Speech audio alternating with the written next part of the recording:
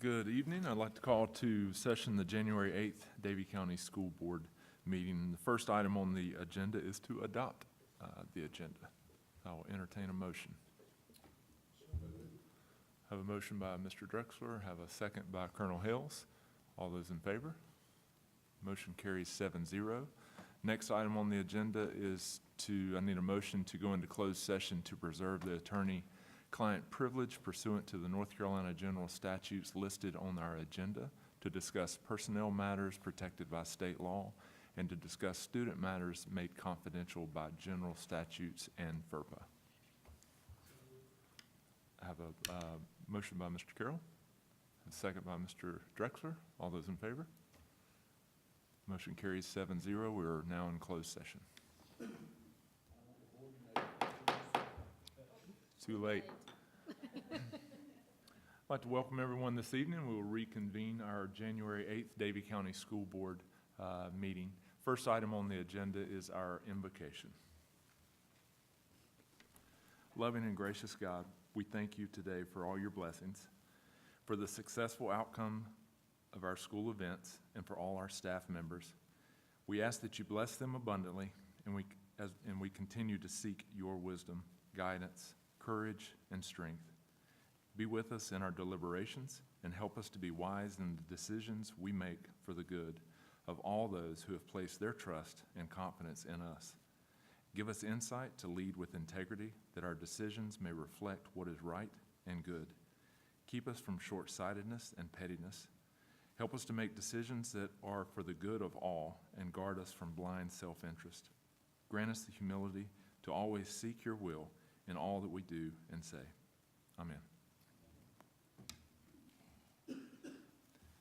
Next item on the agenda is our Pledge of Allegiance, led by Boy Scout Troops 575, troop member.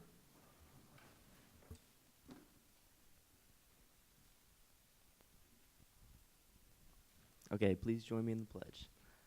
I pledge allegiance to the flag of the United States of America and to the republic for which it stands, one nation, under God, indivisible, with liberty and justice for all. Thank you.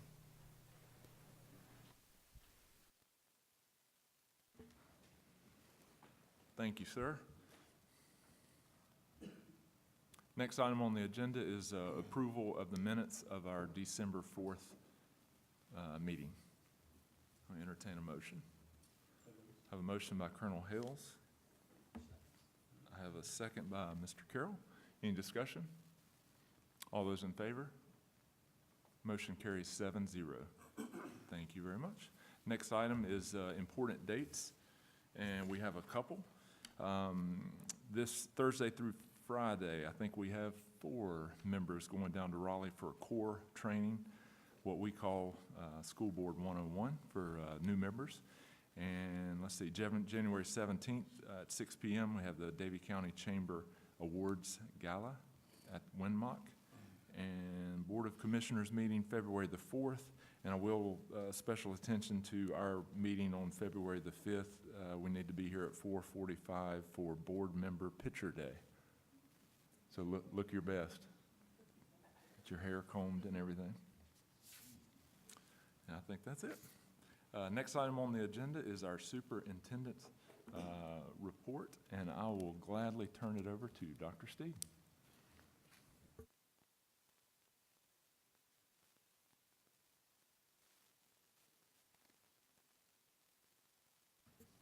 Sorry about that. When I spoke to our chair the other day about the meeting and looking at the agenda, he told me I had 30 minutes to talk about it. I very quickly declined and told him, considering I'd been at work 5 days, I didn't think I would take nearly that much time. I'm going to let the staff handle the bulk of it. Just want to thank the board for their excuse me, their understanding and support.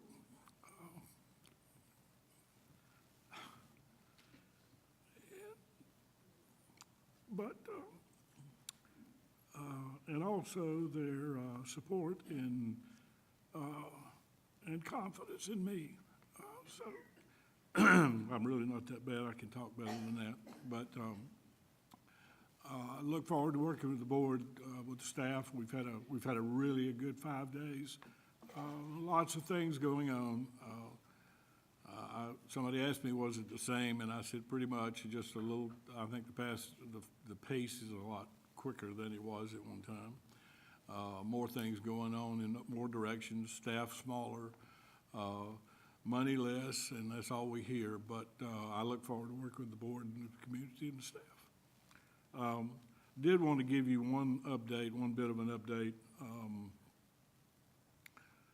Many of you have seen, and I think you had a report at the last board meeting about the Empower DC program. This is not by any means scheduled to take the place or do away with the program which we had a number of years in the community, and that's the DARE program. But we always talked about how can we take the DARE program and how can we expand it into the middle grades, and how can we make it more appropriate for that age group as well. With the support of the Sheriff's Department, we started that program yesterday at South. It will begin later this week at North, and in the spring it will begin at Ellis. This is for 6th graders. Designed by SROs. We're going to have staff people involved with it, counselors, teachers, and others, and we're excited about this.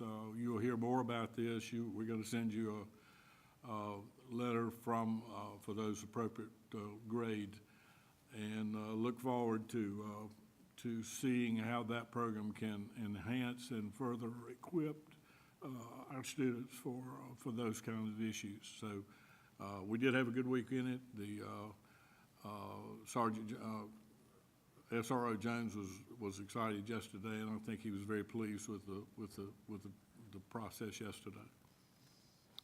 Mr. Chairman, that concludes my report. Thank you, sir. Next item on the agenda is recognitions, and I will call on Dole Nicholson for the Medal of Merit Award.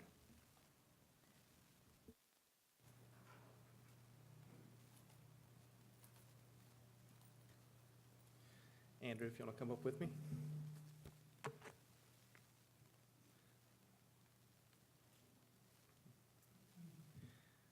It is my honor to recognize Andrew Lawrence, who received the Boy Scouts of America Medal of Merit Award in December. To put this in perspective, this award is more rare than becoming an Eagle Scout. The Medal of Merit is awarded to scouts that have performed a life-saving action above and beyond what is normally expected of a Boy Scout. The action demonstrates exceptional character that reflects an uncommon degree of concern for the well-being of others. On July 5th, Andrew noticed his brother was having trouble breathing. After recognizing the Heimlich was not helping, Andrew started CPR until his brother started to regain his breath.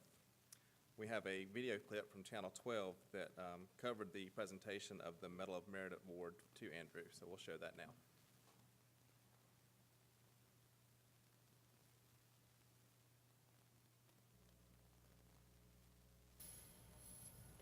New at 10, a story that proves heroes can be really any age. A young man in Mocksville is being recognized for being a hero to his little brother. Our Steve King shows us why the Boy Scouts are giving him one of the highest possible honors.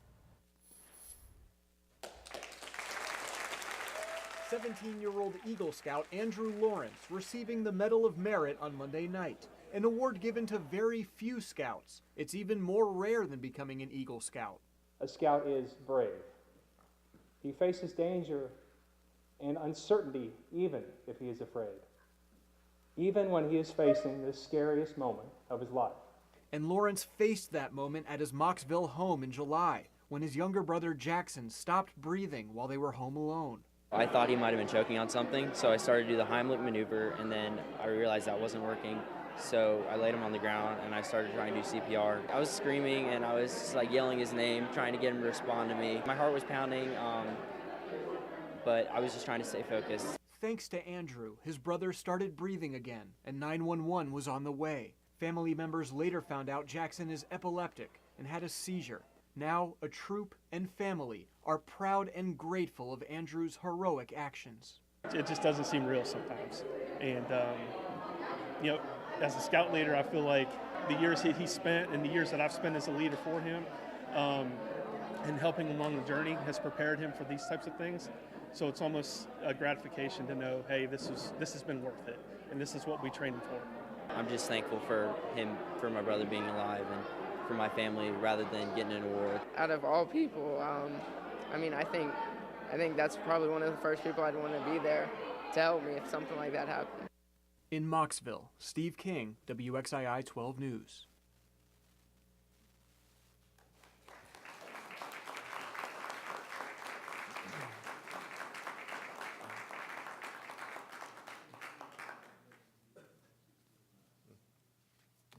So I'd like to congratulate Andrew on his merit medal, acting quickly to come to the rescue of his brother, and by living by the Boy Scout motto, be prepared.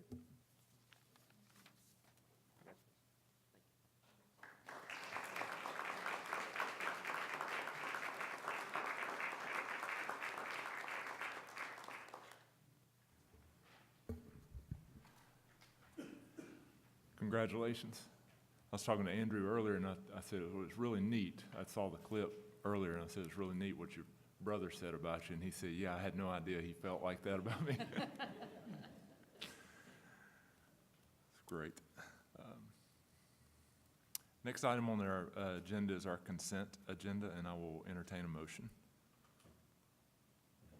I have a motion by Ms. Smith. Have a second? Have a second by Colonel Hales. Any discussion? All those in favor?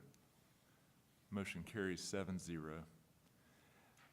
Next item is our business item, the draft resolution for school calendars, and I will turn it over to Dr. Steed and Jeff Wallace.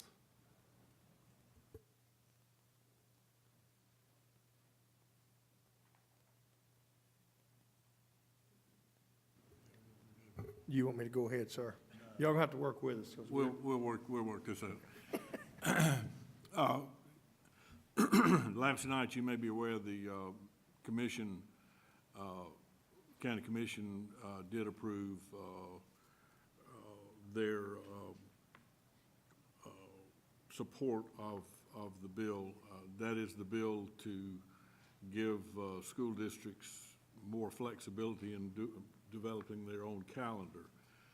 Those of you that have had interest in schools for as long as you have know that this has been an issue forever. We've talked about it, we've asked for it, we wanted it. I would thank Representative Howard for presenting it. It was presented, as I understand it, in 17, and with the understanding it would come back if it was not passed. This puts the information of the calendar and the community college in very similar. I'm going to stop at this point and let Jeff fill in on what I did not say. Thank you, Dr. Steve. We're gonna work it out. We do work well together. It's just when it's showtime, we still got a few kinks. So, but we're good. Thank you, Dr. Steve. And as he shared, the commissioners did pass a resolution last night in support of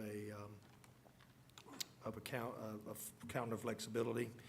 And we would also ask, and then you see there in your file, I'm getting some feedback pretty heavy over here, Anna.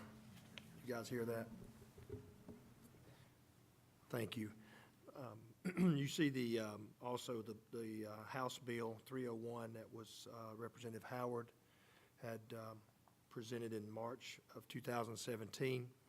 And I know prior to Dr. Hartness's leaving, he did speak with Representative Howard. I know he reached out to Ms. Craywick as well. I'm not sure if he did hear back from her about this. But as many of you know, there are numerous pieces of legislation that ask for calendar flexibility. Well, we've obviously had an unusual winter, but we continue to say that a little more frequently. Now we're saying that prior to December. And there are some colleagues around us that are in real difficult condition as far as days missed for first semester. I want to, again, take this time to say thank you to this board for being very flexible with us and our staff doing a good job to address the days we miss and recover time. But we would ask that tonight, as a recommendation is there, that you would support this resolution that's there, and in regards to a flexible school calendar. And I'll try to address any questions if there are. We have flexibility based on what happened in 2017, is that correct? No, sir, we do not. That bill asked that all schools be allowed to start school in alignment with the community college, Davidson County Community College. Okay. And that is not, now, of course, our early college can, but they operate under the innovative school guidelines. So their calendar can be much more flexible. Ours cannot, and ours is not. We're still bound by the legislation that was passed, if I recall correctly, in 2013. I believe it's 13. Okay, so the legislation, the bill that was presented in March of 2017, Yes, sir. it didn't pass? No, sir. Okay. That's what I want to know. Sure. Thank you. And yes, sir. When I read both of those resolutions, one from the school system being addressed to the folks in Raleigh, and the other to our commissioners, one thing that stood out to me was different dates, and will that have any negative effect on any kind of result? Ms. Howard's letter was dated 3/13/17, and in section 3 of her, what she submitted, it said this applies to the start of the 2017-18 school year. It did not pass, so it's sort of been in the wind, and different school boards have been making comments and trying to push toward the desired goal of everybody, but it seems like the people in the big seats in Raleigh. Then the resolution to the commissioners was signed, date effective January 8th of 19. Will any of those different dates have any issue on what could potentially happen out of this? And got any idea, maybe our folks that are closer to Raleigh than we are can give us some of what they're hearing about what the talk is in Raleigh? I don't think the different dates would have any issue, because one was legislation that was proposed. Now, this board, the board in 13, sent out, had a similar resolution asking for calendar flexibility. I think what you're seeing, Mr. Dressler, is now that the winter and the weather is having a larger impact even farther east now, and to greater significance, and colleagues of mine around have missed 15 and 20 days in first semester. And and according to the law, you can only push that so far, out, because you got to bookend, as you've heard me say many times. We've got to end there. So we feel like now there is more conversation, and because the weather's having a larger impact on more people, more schools, and more districts, that we're hoping there'll be a little more traction with this. Yes, sir. But again, to your question, I don't think there's the date situation will have any problems. And my understanding, Representative Howard is willing to present this again. Yes, sir. I've got a comment. I think that this bill is great. I'm glad to see it finally materialize. And even though it didn't pass last year, some people became educated as to its existence. So hopefully this year when it goes in, it'll be more positive and favorable. But for everybody, in case you don't know, this gives the district the authority to determine when school will start and, of course, the end. Now, for years, as a teacher, I've said it's so unfair to our students to go into Christmas break and have 15, 18 days off and come back and go into exams. That is not smart. That is just not smart. So hopefully, if this thing can pass, one of my goals would be that we could come together and work out the exams so that before kids hit their Christmas break, they have finished with exams. And they come back ready and refreshed rather than, God, I got to spend Christmas studying up for the exams, and you know where that goes. So, and I think everybody understands the issue. So I really hope personally that this thing passes to the point that we can start working towards those events. I know throughout a school year, you've got the teacher work days, you've got so much professional development you got to do. I understand all of that. And it's a real hassle to try to plug all that in, and I'm sure Jeff knows that better than anybody in this room. But regardless, I think that there's potential for good, and that good is to get exams as you go in the first semester before they go home for Christmas break, have those exams done. So that's where I'm coming from. Thank you.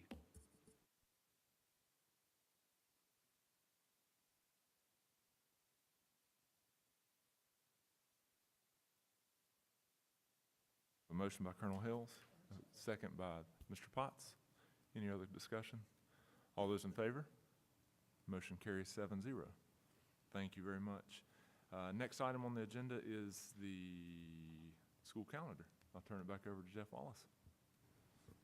Thank you, Mr. Junker. We, as I shared last month, there were the calendar committee put together and presented two calendar options to the staff, and was presented here at the last board meeting, and the staff voted and chose option number 2, which is there in your attachment.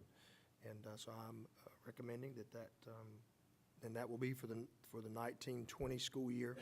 So this legislation and things we just talked about, if it were to pass and we were to gain more flexibility, we would not want to change the 1920 calendar. We are already getting calls about the start of school for 2019.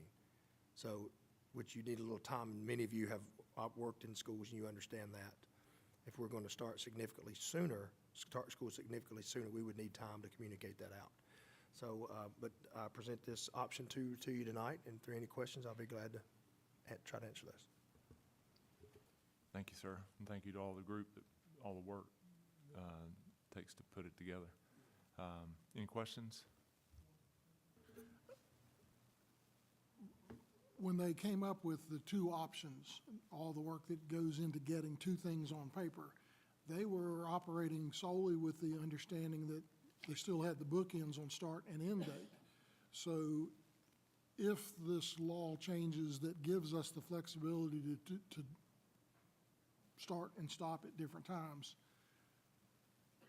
then you go back to that committee and probably keep everything pretty much in order as it is on the calendar for the most part, but just move it earlier into the end of July or August or whatever start date. Good question, and you asked me 2 great questions at the December meeting, if you recall that, and I would love to do exactly what you said, but they may run me out of town. If I present a calendar for 1920 and then come back and say, no, we're starting school about 3 weeks sooner. So I would love to do that, and I've actually, Dr. Steed and I and Ms. Haynes, we talked about that today. Is that something we would entertain? And it's just too short of a time frame. So no, once we approve, if you approve the option 2 tonight, the 1920 calendar, that's what we will stay with. Now, if you do recall, last board meeting, I did say that I asked the calendar committee if they'd like to get back together in February, March area to talk about polling our community and asking them to look at a different calendar, because there are districts around us that are are checking the box, if you will, literally, saying they're a year-round school, which gives you a lot more flexibility. So I want to see how that works out, see if there's any legislative response to that or General Assembly. And if not, I do plan to reconvene the calendar committee and talk about that. And then we would get a lot of information out to our parents and community first, which is what other districts that are starting earlier have done. Yes. So long answer to we would stay with the 1920 calendar as approved tonight.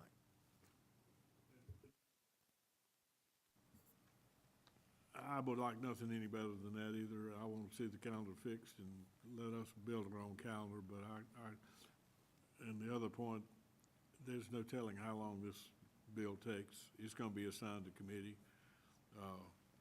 How quickly they act on it, how quickly the House moves on it, who knows?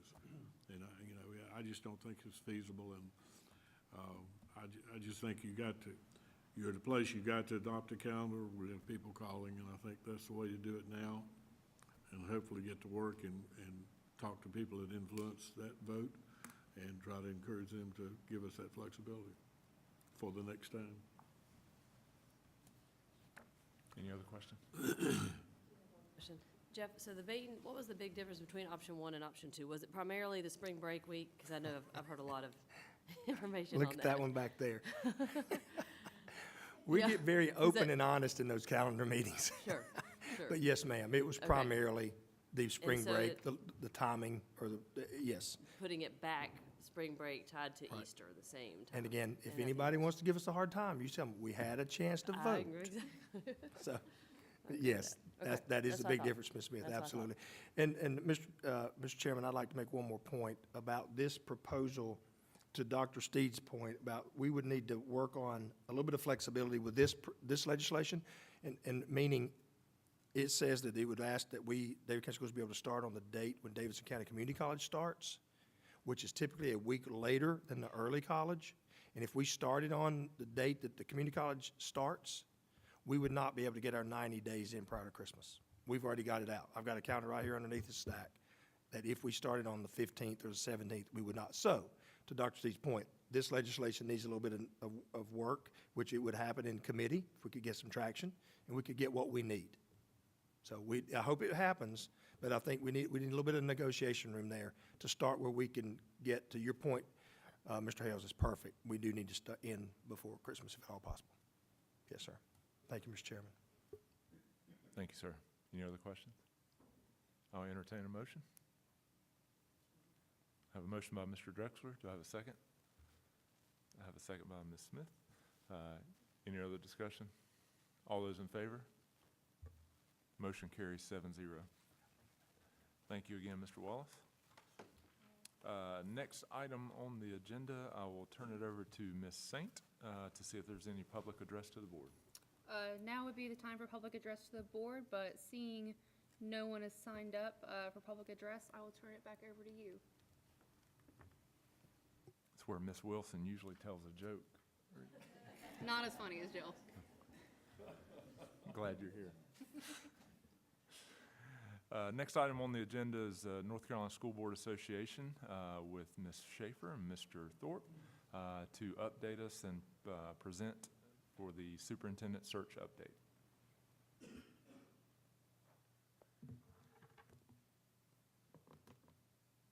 Hello, everybody. Let me get this up here.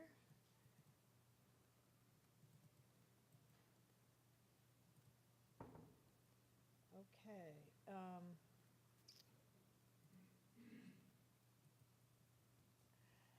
Nice to see all of you. We we have 2 new board members. Welcome to the fold, and we look forward to seeing you in Raleigh at our new board member training later this week. Nice to see all of you who've been on the board a while. We are excited to be working with you on your superintendent search. We do lots of things, but one of the things we do is help with superintendent search services.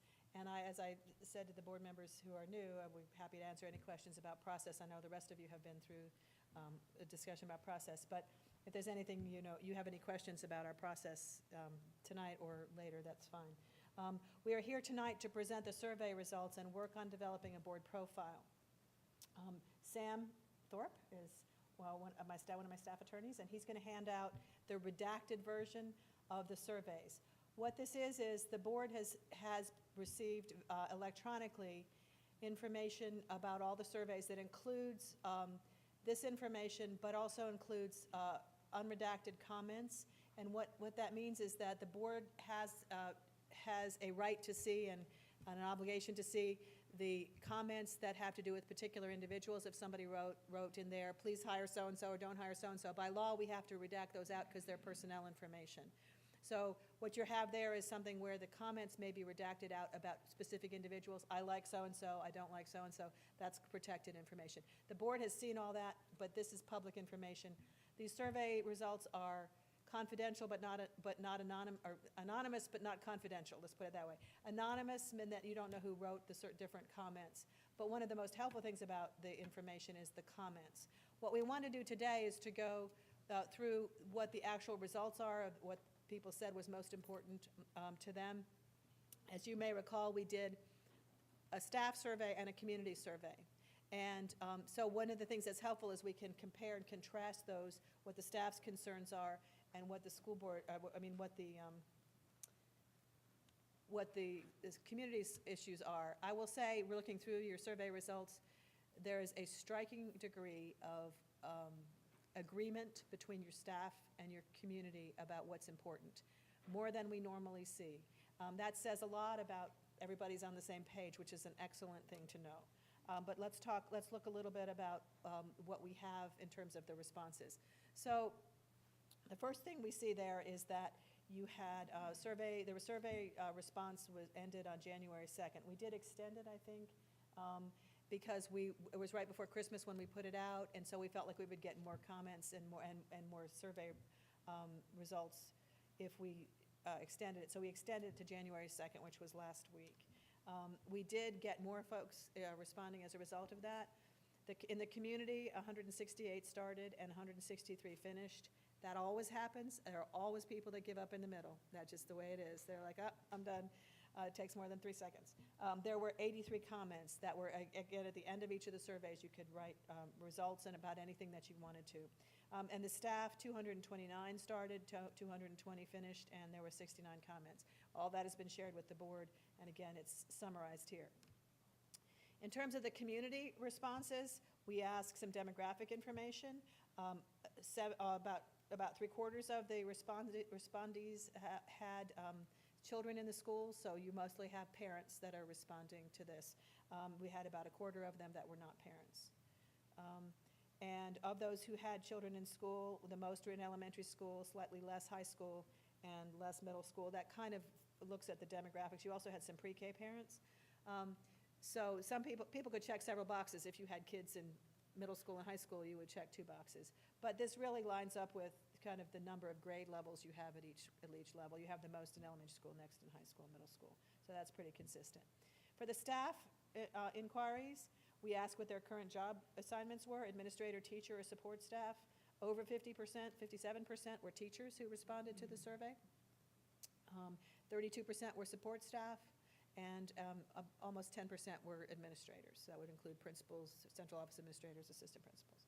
So again, that probably breaks down pretty well in terms of the dispersal of your staff, in terms of you have more teachers than anybody else.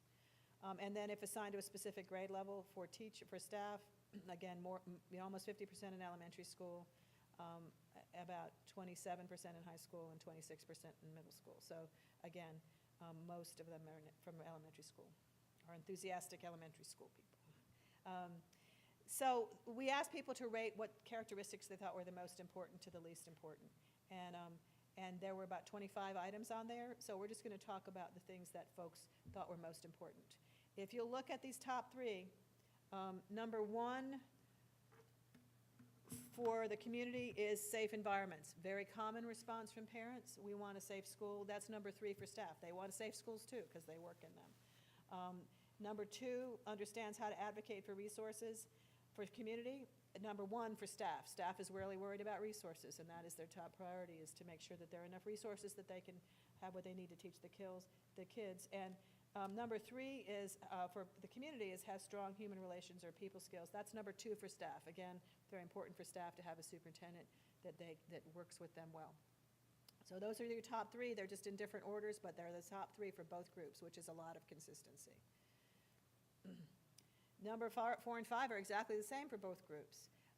Number 4 is knows how to get staff, students, and parents to work together to help children learn. That's number 4 for staff as well. And number 5 is communicates well with people of all races and socioeconomic status. Again, your top 5 consistent, except a little bit of different order. That's really amazing. We rarely see quite that much consistency, so that's really interesting. Again, there's consistency that goes on down. Number 7 is understand school budget and finance, and that's number 6 for staff. And number 7 for community is, number 7 is understand school. Number 6 and 7 are switched, so those 2 are the same, just this community, it's number 7, number 6 is number 7 on staff, and vice versa. So being accessible and responding to concerns in a timely fashion is slightly more important to the community than the staff, as you might expect, but again, they're both really high up there. Where you start to see divergence is in the staff that has some, number 8, where the staff says, we want somebody who's been an effective classroom teacher. You know, that goes on down with the community, is communicates well with all community groups. That's important to the community, but you'll see the staff wanting some people with experience in, let's see what we got. Experience working in the classroom. And then if you look at number 10 for staff, has worked in North Carolina public education. So those two experiences are important to your staff. Again, you don't see that with the community. The community wants improving graduation rates and dropout prevention and having high visibility. Staff also says communicating well is important. So you see a lot of consistency at the top, but you do see the staff wanting someone that has an education background, that has been a teacher, a classroom teacher, and you often see staff emphasizing that even more than having been a superintendent or been a principal, which were some of the other questions. So that's the end of our little slideshow. But I will say that in terms of the comments, we don't summarize those. We don't try to categorize them. We just let you read them. Remember what this is. This is an opportunity for people who want to have input about what they think is important, to provide input for the board, just like you could have public comment. It's the same idea. It's not a scientific survey. It's an opportunity for people to provide input for the board. And you can see from the comments that folks provided a wide range of comments. Some about the superintendent searches and some about other issues that's bothering them. It's a great opportunity for people to be able to tell the board members what's on their mind and what their concerns are. But again, we don't try to characterize that. Are there any questions about the survey? I think it's great. You give your folks an opportunity to express concerns if they have them. The people that usually fill out these surveys are the ones that are really engaged and concerned about that. Honestly, you had decent numbers for a system this size, around the 200, 150, 200 mark is what we usually see for a system this size. So that's pretty average. But if you had a lot going on in your school system that people were upset about, you would have gotten a lot more. So, I mean, that's in the sense that you didn't get a lot of input, it means that people are not extremely dissatisfied. So the next exercise that we want to do then is, given that you've now seen what your community, what input your community wanted, Sam is going to write down kind of the board's concerns, taking into account what your community has said. We'd like for the board to identify what their concerns are. You haven't had a chance to talk about this yet. You have brand new board members.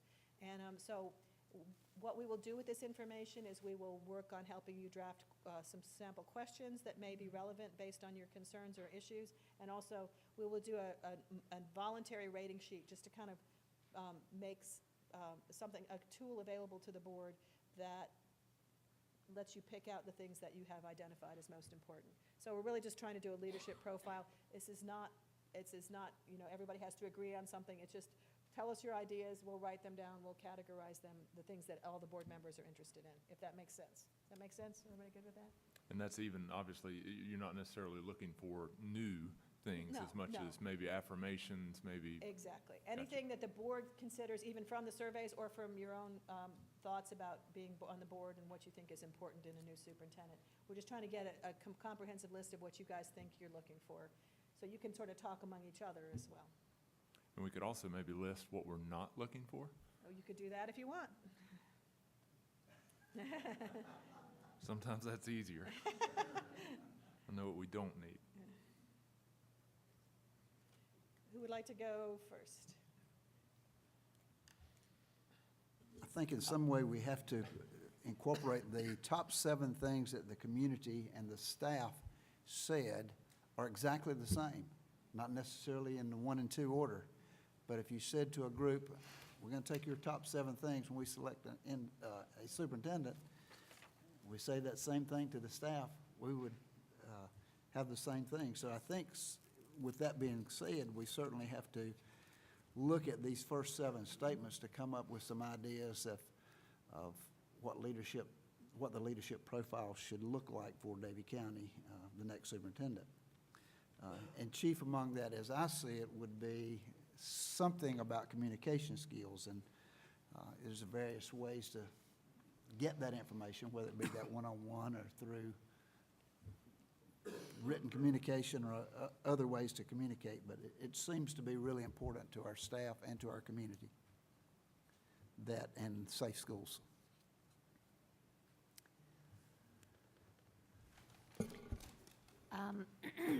I think something that jumps out at me, especially with the top 5, it's going to be really important for somebody who comes into this role to understand the importance of fostering relationships within the community. You know, I go to the safe environments for students and staff. I mean, I don't think any of us can sit here and say that Darren did not go over and beyond to establish a really good relationship with our local law enforcement and public safety providers. And I think that's something in this day and age, we need somebody to be on top of that. I mean, we always hope that something wouldn't happen, but it's nice to have somebody who can pick up that phone and they know each other. So I think relationships and again, to Mr. Potts' point too, as far as being able to communicate is going to be key.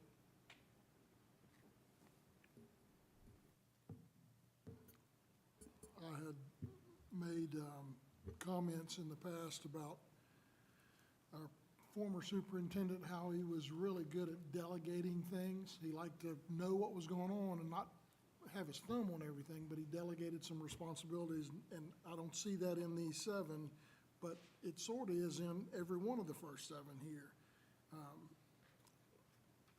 Running a business, and the school system is a business from that chair especially, but how can you run this business and not take into high consideration people skills, which includes communication? And so I don't know how you're going to write that on the board, but I'm pushing my button off. Yeah, whenever I mentioned earlier about maybe we write something that we don't need, I don't think we necessarily need a change agent. We're looking for someone that would just pick it up and continue on the journey that we've already that we're already on of success, and taking that and just building off of that, and whether that's leader, you know, I think of the servant leader.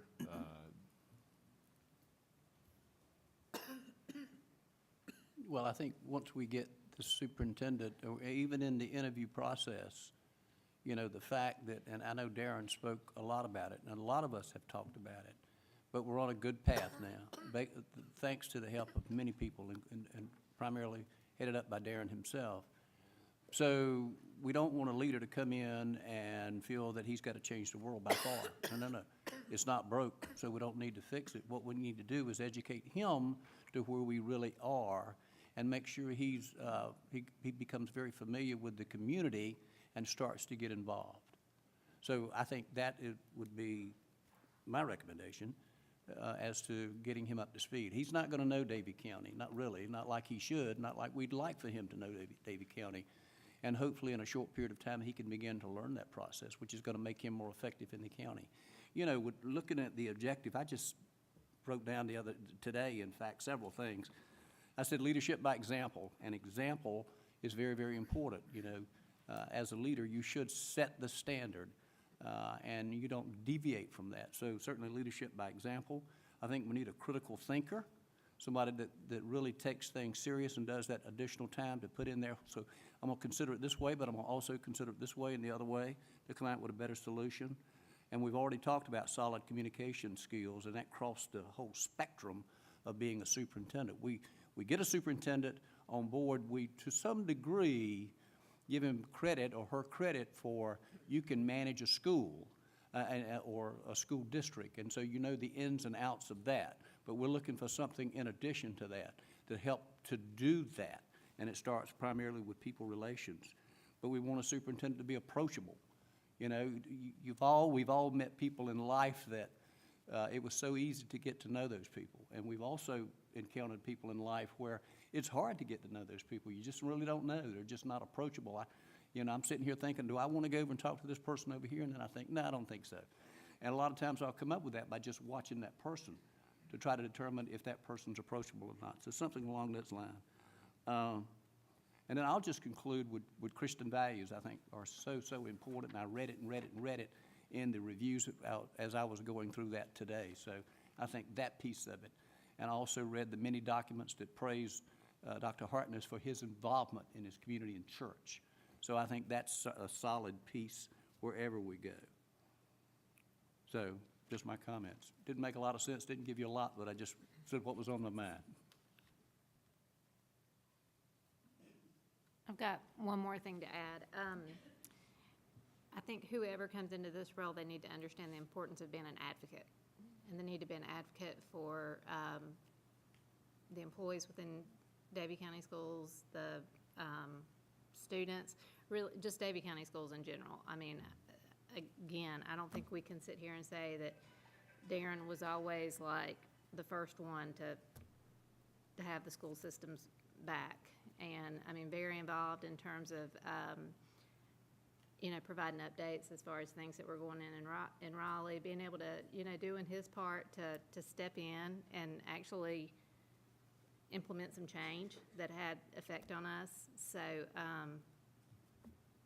and when you, I think some of these qualities you just know when you see them, and I think that's what it's gonna come down to. So.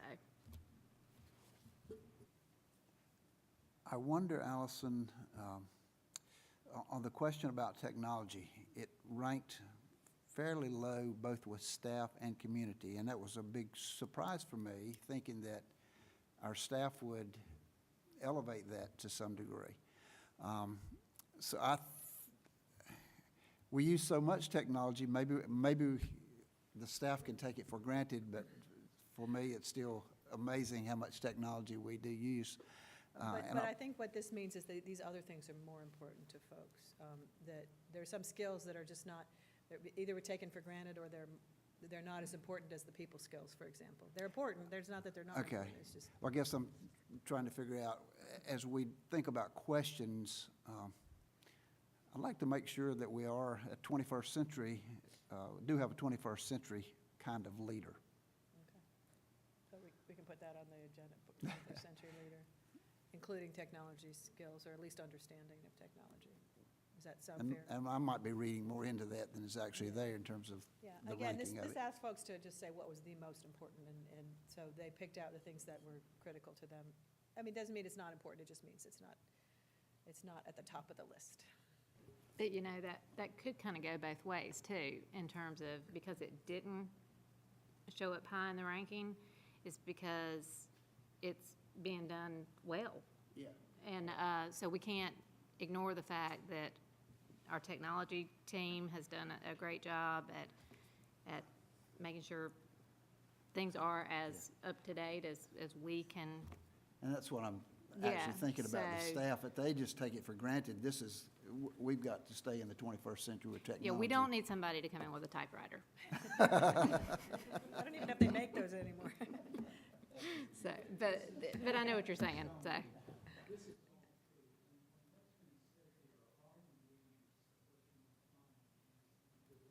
Mr. Carroll, if you'll hit your microphone, sorry. They want to hear you.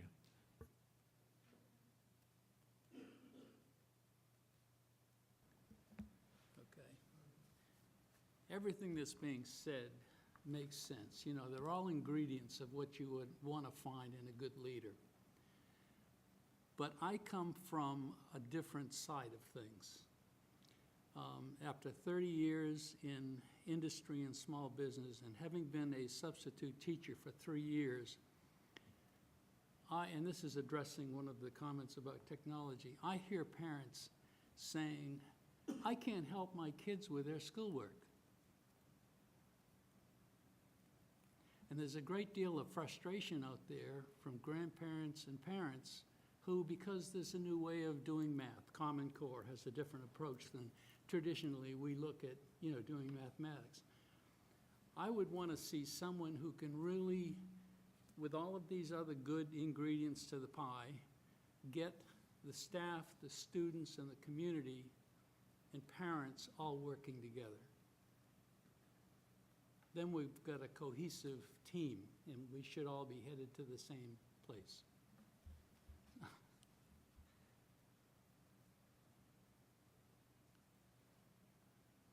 can't wait to see the questions that get all this, We'll work on it.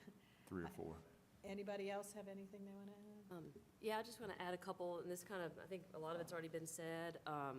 As a parent of students in the school system, I would love to see someone who will effectively advocate for the students, for the teachers, at the state level, at the local level. I'd like to see more teachers' assistants, more hired teachers supplement. I feel like we're losing some good teachers to even surrounding counties because they pay a higher supplement. So I think just someone who will really advocate for our teachers, our staff.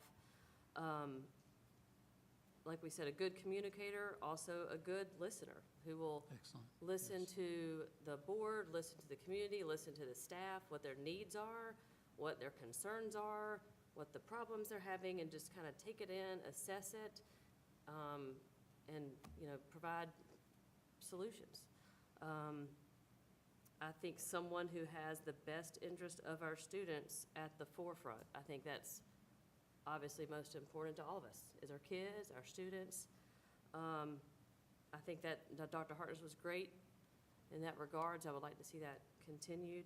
I personally would like to see someone who supports the trauma-informed training schools. That's something that's, I think we're doing at some of our schools here, but maybe extend that out to others, or someone who's would support that. I think that's all I've got. Anyone else?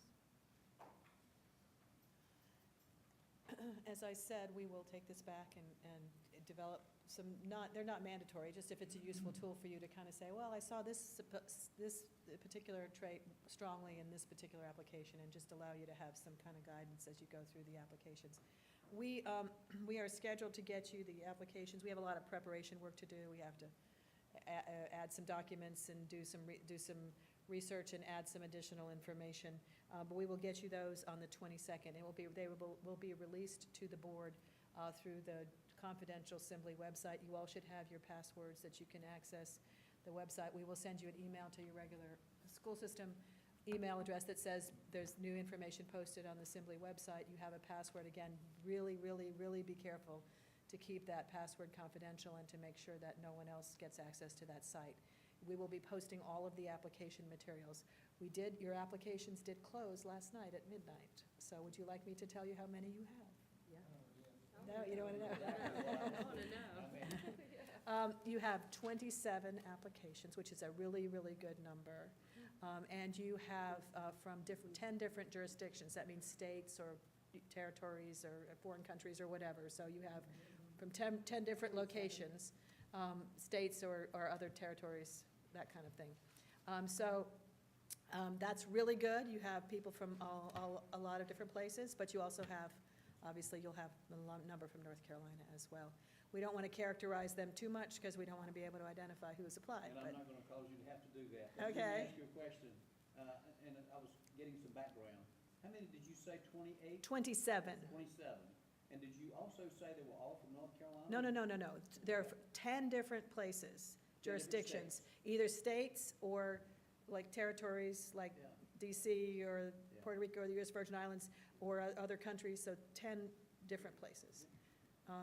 So we're just trying to give you a little bit of information so you know it's people from elsewhere as well as people from North Carolina. Generally what we see, and I can say this because it's a very general and almost always true comment, we usually see about half of the applications from in-state and half from elsewhere. And that's just what our normal, that just seems to be how it almost always breaks down. Any other questions that I can answer that are not about specific people? Yes. So we have 27 applicants. Yes. Do you all do like a preliminary screening as far as they move to the next level, or do we? No, we don't do that, but we do provide you materials for you all to be able to do that relatively easily. Okay. So we believe that, well, the state law says the board is the only decision maker and sole decision maker about who becomes a superintendent. So we don't believe it's anyone else's role to tell you who your best candidates are or to give you an idea of who we think you should hire. That's not anyone's job but yours. And so we try to facilitate that, making it easier for you to do that by getting good information. So what we will do between now and when we release the applications to you is that we will, and by the way, we could release them early, like, Friday night if we get them done, but we'll just, we'll do our best. But we do collect a lot of information off the internet. We do internet searches of all candidates. So when people submit applications, they submit what they want you to hear. They respond to the questions. But there's also information out there that may be relevant as you screen.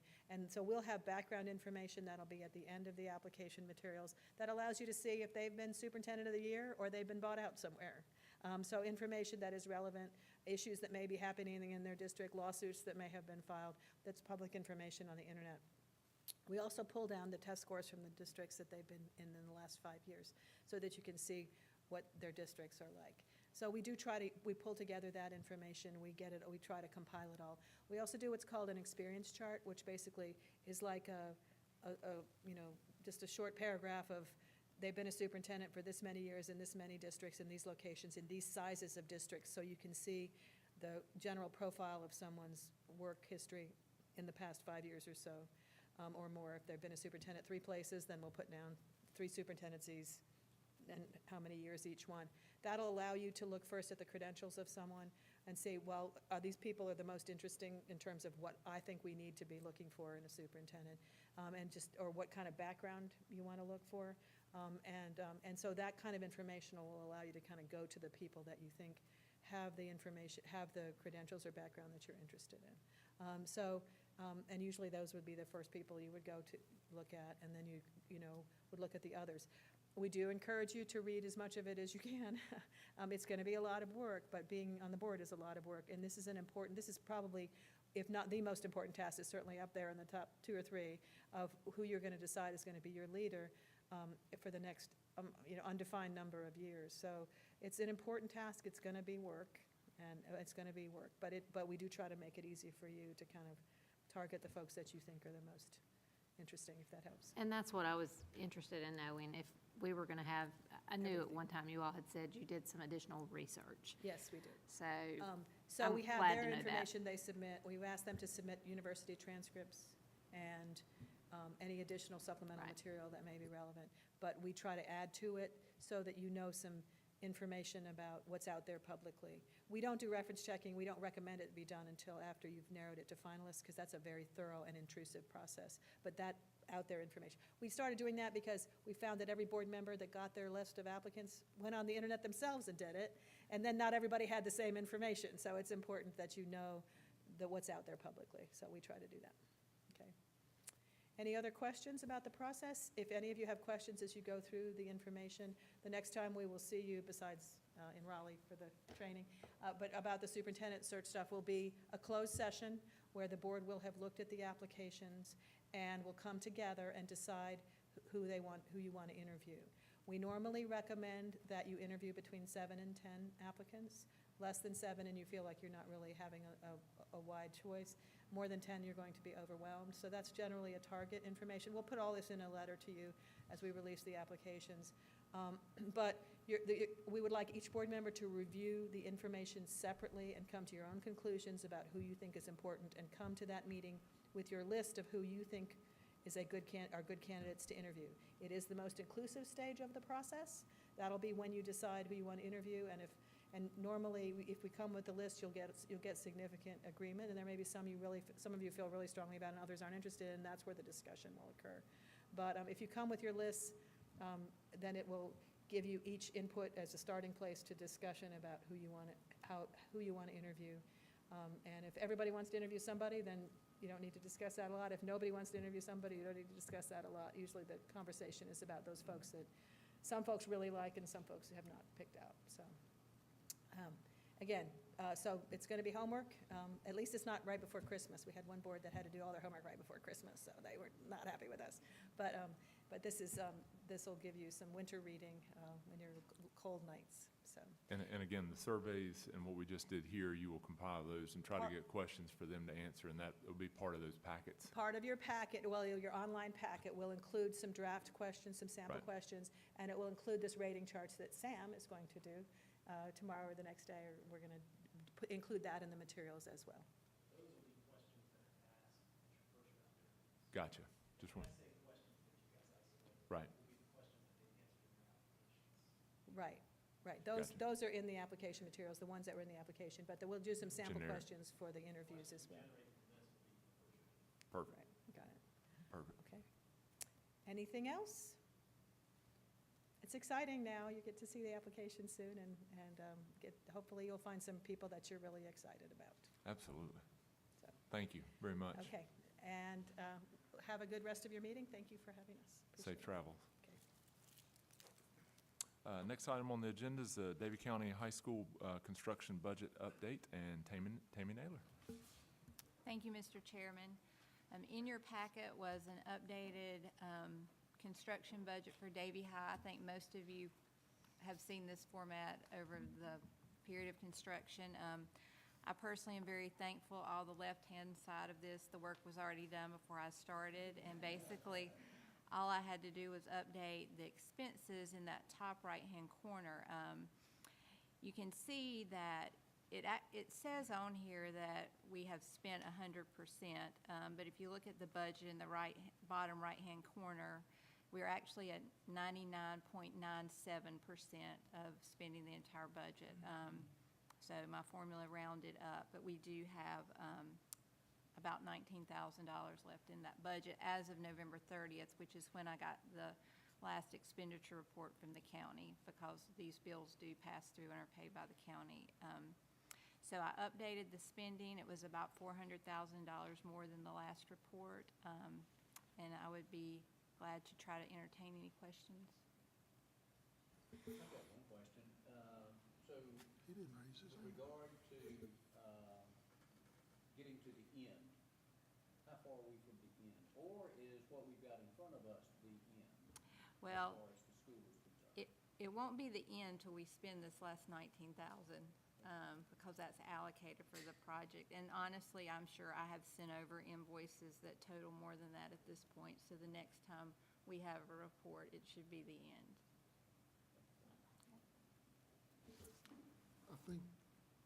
I think that just answered my question, but I'll need to say it again to make sure. When I did the math, there was a number for resources, and then there was a number of amount paid to date. And on the paperwork that we got, it said 100%, but you just clarified it's 99.97. The balance was a little over 19,000. Right. That 19,000 you just said, I think, is allocated toward expenses that we've already incurred. Yes, I mean, when we have our next report, that $19,000 will show as spent, because I continue to send invoices over to the county for processing, but I don't have the information for this report till I get back what they've paid. Gotcha.